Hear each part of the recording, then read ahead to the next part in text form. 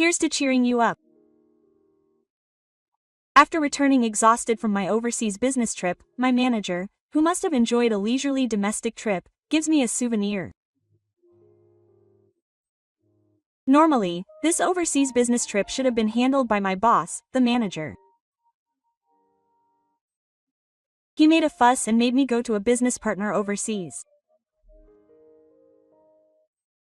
I get the feeling that he might be feeling some guilt, judging by the souvenir he gave me.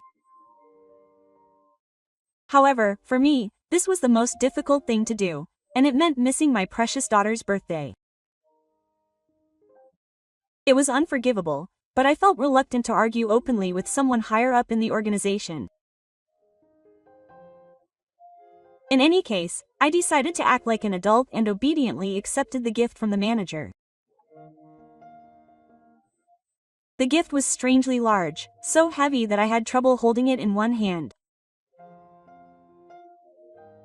The manager said it was a tin toy, but I wonder if toys these days aren't designed to be heavy enough for children to hold.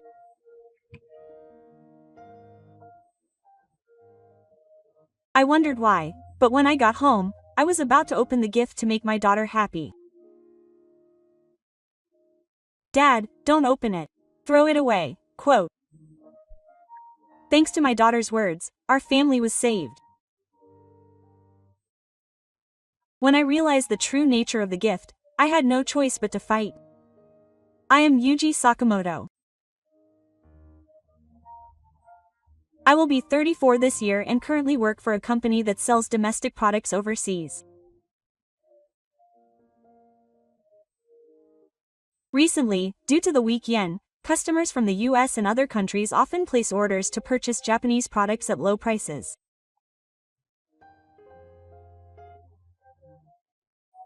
Our target customers include both businesses and general consumers, and our company sometimes receives large orders, and we try to handle even small parts as long as we have a history of handling them. Compared to Japanese customers, overseas customers are more casual and have loud voices and attitudes. They are sensitive to minor mistakes, but when it comes to transactions, they become very angry. The pain of having to deal with frames is considerable, and I wanted to avoid it as much as possible, but there are times when I have to deal with it as part of my job. The stress of working in such a harsh environment is unbearable, and every day feels like a chore, and my only support is my daughter, who is my family. My daughter's name is Aya. She is 6 years old this year and is growing up well. When I was 6 years old, I used to act all day and make my parents suffer. Aya is caring towards her parents and actively follows her mother's orders and helps out. She's so cute that I can't believe she's my own daughter. I used to hate children and thought I'd never get married when I was young, but as soon as I had a daughter and she grew up, my thoughts were completely overturned. She's such a good girl for the company. "Dad, you've worked hard today. Welcome home."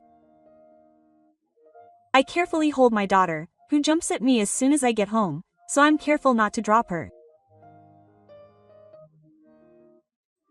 Today I went shopping with my wife, so I should be even more tired than usual, but my daughter never goes to sleep until she greets me.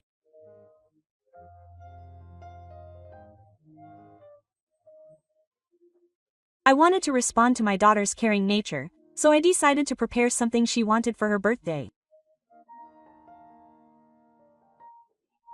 My wife tells me that I don't need to put so much effort into sending her something for her birthday, but as a clumsy person like me, there's no way I can repay her kindness outside of work. In this way, I've made it my purpose in life to celebrate my daughter's birthday with her and give her a carefully chosen present. This year, I wasn't able to experience that small happiness. It was in the office of Takahiro Takeuchi, the new department manager who suddenly moved in a few years ago. This manager was working in an overseas office, but he was sent back to Japan because he was constantly causing trouble with customers and the number of problems became too much.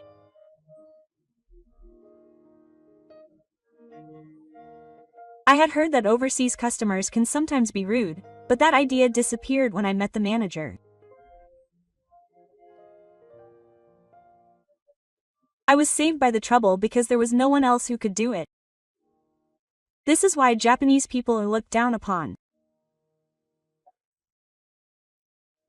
The manager, who said this, seems to be a very prejudiced person, and he confided in me that he had trouble even with his colleagues while working at the overseas office.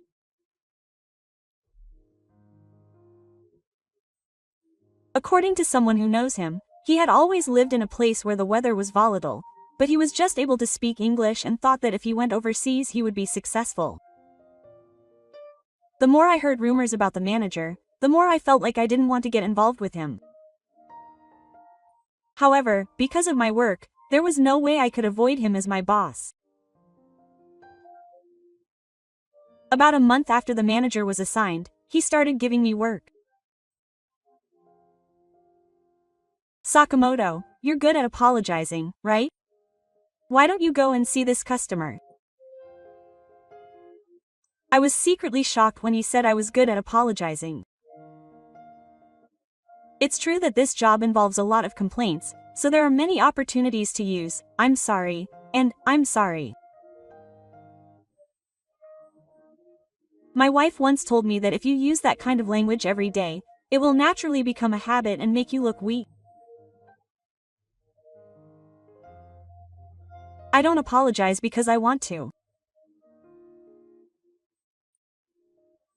When dealing with customers only over the phone, the content of what you say is often the most important advantage, rather than your attitude. In addition, telephone conversations with customers are always read. If a case becomes a lawsuit, the call records will be a serious factor, so any poor remarks are not allowed, but the manager said that I am good at apologizing. When I asked the manager whose case it was, he evaded the question and refused to answer. A colleague secretly told me that he only gives me complaints that are usually passed on to the department.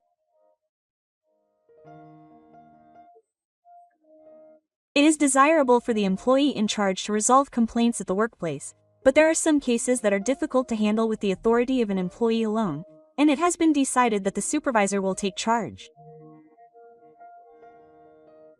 This is because even if it becomes a legal lawsuit, the manager, who has authority in the company, can handle it. They push important cases onto me, a stubborn employee. The people who often make unreasonable demands are elderly people, especially those who are hard of hearing. Since we can't talk over the phone, we have no choice but to meet in person to discuss. Who would want to go to a house with a frame?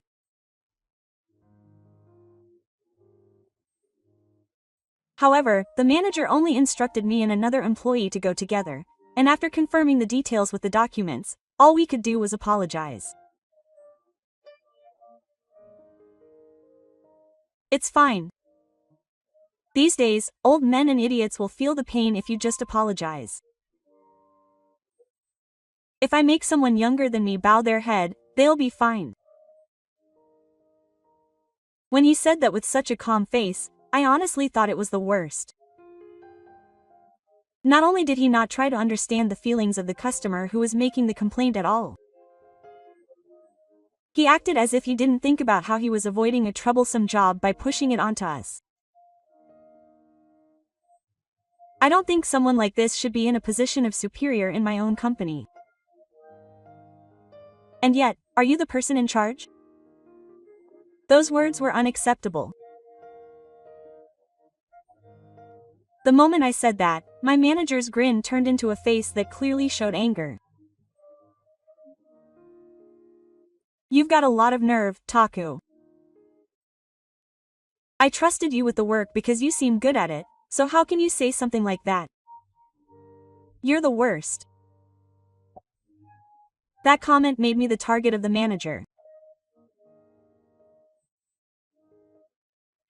Looking back, I regret that it was an unnecessary comment, but from then on, the manager started pushing all the complaint cases onto me.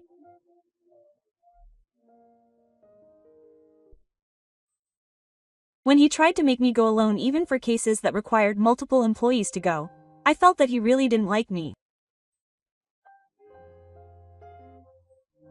This is because when visiting a customer's home to deal with a complaint, multiple people are always required, and there is a risk of personal injury.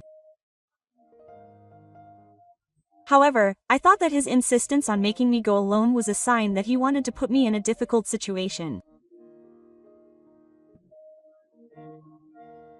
My colleagues were considerate and went with me, which made me cry, but that was the moment I realized how much hatred the manager held for me.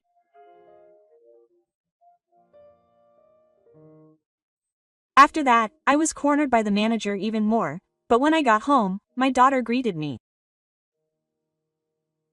"Dad, you look pale. Are you okay?" Quote. I couldn't show her that I was tired, even though she was worried about me. I somehow managed to muster up the remaining strength to deal with my daughter. I had no choice but to endure it now in order to protect this smile. With the responsibility of my family on my shoulders, all I could do was protect my daily life.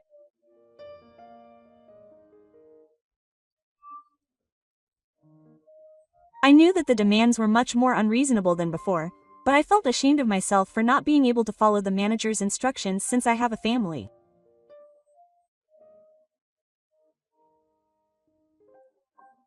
My daughter's birthday was coming up soon, and I was trying to endure and work until then. The manager asked me to go on a business trip at the worst possible time.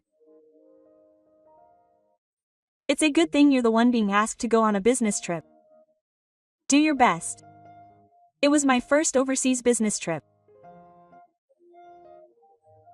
The content was negotiations with overseas business partners and inspections, but it would take a week, so if I went, I wouldn't be able to celebrate my daughter's birthday.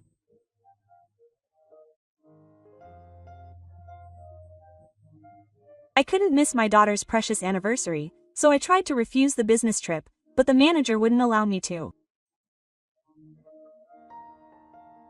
Are you stupid? Even if Taka skipped my daughter's birthday once, nothing would happen. Let's stop messing around. Which do you think is more important, the company or my family? If I get involved with an important business partner because of you, you'll have to take responsibility. Cornered by what seemed like threatening words, I was afraid that I would lose my job. It's important to commemorate family, but if you lose your job, it's impossible to maintain a family. I could only reluctantly nod. After that, I headed overseas, where I had a tight schedule and finished negotiating with clients, and I was exhausted and tired.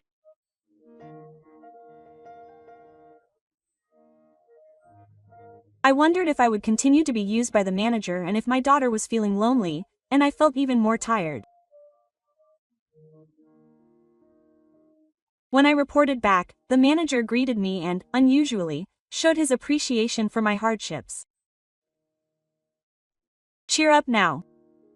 When I returned home exhausted from my overseas business trip, the manager, who seemed to have enjoyed a leisurely domestic trip, gave me a souvenir. Normally, the manager, as my superior, should be the one to give the gift. He made a fuss and sent me to a client overseas. I feel that he must be feeling a certain amount of guilt by giving me a souvenir. However, for me, it was the most difficult thing I could do, and I ended up missing my precious daughter's birthday. It was unforgivable, but I felt reluctant to argue with someone higher up in the organization. In any case, I decided to act like an adult and obediently accepted the gift from the manager. The gift was strangely large and heavy enough to be awkward to hold with one hand. The manager had said it was a tin toy, but I wonder if toys these days don't take into account the weight that children can handle. I wondered why, but when I got home, I was about to open the gift to please my daughter. "Dad, don't open it, throw it away," quote. Thanks to my daughter's words, our family was saved. When I realized the true nature of the gift, I had no choice but to fight. I don't know why she stopped me from opening it. But when my daughter thinks something is dangerous, my wife and I try to believe her. My daughter has always had a tendency to make us avoid something dangerous when she senses it. Even when we go shopping as a family, when I try to arrive safely on the same route as usual, she makes a fuss about it and tells me not to go that way. At first, I thought she was just talking on a whim, but when I took a slightly longer route home as my daughter had told me to, there was a multiple accident on the usual road. According to my daughter, when she thinks something is dangerous, her special sense of smell seems to kick in and the smell suddenly increases. When she said that there are different types of smells and that they are truly dangerous and can reach the brain, I became worried about my daughter's safety. However, since then, I have relied on my daughter's sense of smell, and when she makes a fuss, I do as she says. My daughter refused to open a gift from her boss. The department head said that the gift was a bariki toy. The present was indeed heavy, and a mechanical creaking sound was coming from inside. At that moment, I thought something was wrong. Why was there a mechanical sound even though it was unopened? Thanks to my daughter, the department head became suspicious, and I immediately reported it to the police station. The police were also semi-gods, but when I told them that the mechanical sound was coming even though it was unopened, they said they would investigate, and a few minutes later, I was told the shocking truth.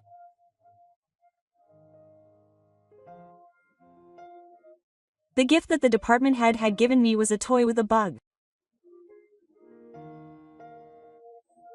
According to the person in charge who examined the contents, there was a bariki toy inside the box. However, the person in charge was suspicious because of the design, which he had never seen before, and when he looked inside, he found a bug. I was shocked to see the elaborate sound machine and small parts inside the small tin toy.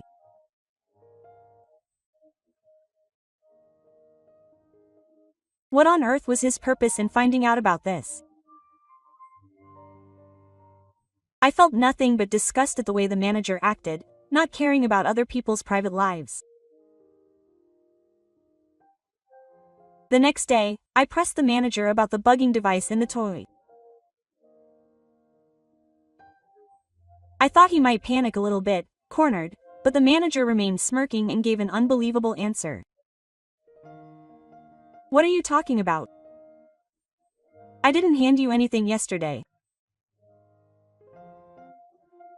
He had actually handed it to me directly, and now he was trying to act ignorant. I can't forgive him for trying to play dumb now, when he could have hurt my family. When I tried to press him further, the manager said he would sue anyone above me for blackmail. I didn't want to think that I could get away with something like this, but when the manager handed me the present, it was just the two of us. Just when I thought I had nothing to prove, a voice came from behind me. "Manager, you prepared an extravagant present yesterday, didn't you? I saw you giving me a present." A colleague who had seen the commotion between the manager and me came forward. And it wasn't just one person. One after another they started declaring that they had seen the present. Both the manager and I were surprised by the unexpected turn of events. My colleagues had also been troubled by the manager's application habits for some time. Whether they knew or not that I had been put in danger, my colleagues seemed to have decided to use this opportunity to cooperate and prove their selfless evilness. That can't be right. I didn't prepare any presents. It's a setup. I got it. You're all trying to frame me. Even after all this, the manager still says he didn't do it. More than half of my colleagues have proven that the manager had prepared the presents. So I told the manager that I had gone to the police to further press him, and his face turned pale in the blink of an eye.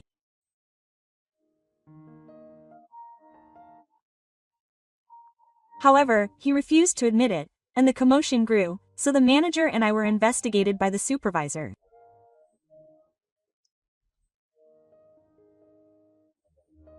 I confessed that I had almost gotten injured by something the manager had given me. Upon hearing my confession, the supervisor took the situation seriously and tried to confirm with the manager whether it was true, but the manager just trembled and remained silent, refusing to talk. I was disappointed in the internal manager. He had been causing trouble overseas as well, but it seems the environment wasn't bad. With that one word, the manager felt his own job was in danger, and he took on the role of supervisor. Wait a minute. I've been working hard for the company up until now. The manager, who was making excuses in a rude manner, was nowhere to be seen acting like a jerk. In the end, the company investigated the incident between the manager and me, without him admitting what he had done. I was so angry that my family could have been hurt that I consulted a lawyer and decided to file a complaint.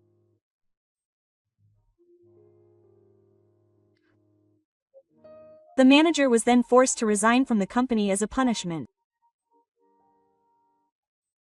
The company's investigation revealed that the manager had indeed prepared a present. No one saw him give it to me directly, so it couldn't be proven, but it is said that the reason he was punished was because it was the second time he had caused trouble. Even when he was at an overseas base, the manager had been causing trouble for those around him by causing small troubles, and he had tried to approach a female employee he liked, but had been rejected. At that time, he had also tried to surprise the woman with a present similar to the one he had given her, and the one he gave her was a stuffed animal. A woman who became suspicious rummaged through the contents and discovered a bug. On that occasion, Atosha investigated as well, but the section chief said he was innocent. He had indeed bought the item and handed it back. However, he had no idea that a bug had been installed inside. As the section chief had testified, the stuffed animal had been purchased online, and the root of the bug could not be confirmed. Although he had given it as a present, it was not known where the bug had been installed, so the section chief was given a stern warning and moved back to the country. Given that he had shown similar resistance this time, it is highly likely that the section chief was the culprit. The police launched an investigation after I made the accusation. As a result, the section chief was arrested on the basis that fingerprints other than mine were found on part of the present.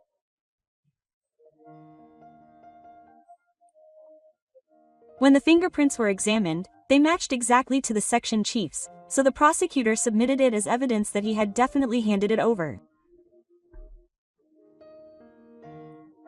Thus, the section chief was dismissed and a lawsuit was filed. In the end, the section chief never spoke about the purpose of the theft or the reason for it.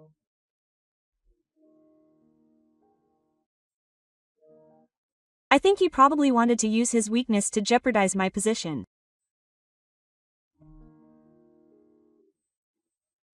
Perhaps he figured that information would be the strongest bargaining chip for a manager who excels at exploiting people's weaknesses. These are just my own speculations, but I think that's something that manager would do. Thanks to this, my colleagues and I were freed from the former manager's control and no longer faced unreasonable demands.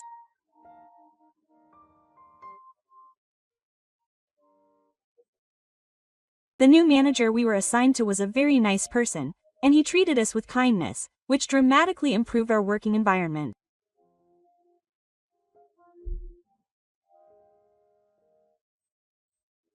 Up until then, there were times when I couldn't go home because of overtime, but now that that's all gone, I was able to spend more time with my daughter and go home earlier than ever before.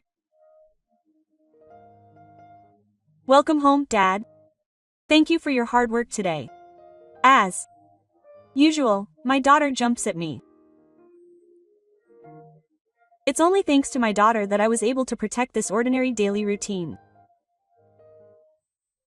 That day, thanks to my daughter's mysterious sense of smell, I was able to live without my daily life with my family being threatened. It smelled really bad that day. My daughter wasn't joking, but it was a strong smell and she said she was surprised.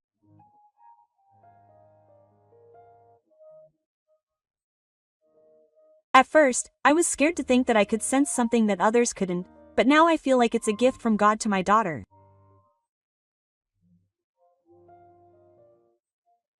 Grateful for that miracle, I once again prepared a birthday present for my daughter and handed it to her. Thank you, Dad. I'm so happy. I'll make it a memory that will last a lifetime.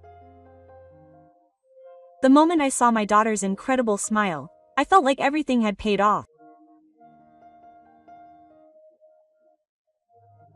The days when I was tormented by my former boss were hellish, but now that I finally saw my daughter's big smile, all those bad feelings have disappeared.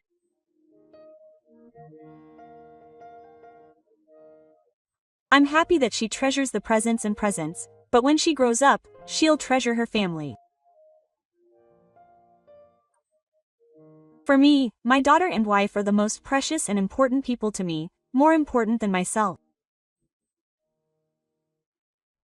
When my daughter grows up, I want her to become an adult who treasures the people she sends presents to. No matter how hard life is, as long as you have family, you can overcome hardships. If I had worked for that former boss when I was single, I probably wouldn't have continued working.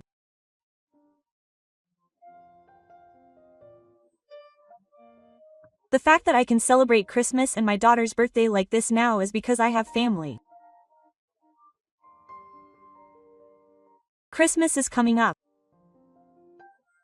Many families are probably preparing presents for their children by now. When I think that families all over the world are spending this special day with smiles on their faces, just like my family, when we can offer them in a different way than usual, my cheeks naturally start to relax. Happy Christmas to all families. And let's enjoy today and celebrate the coming year.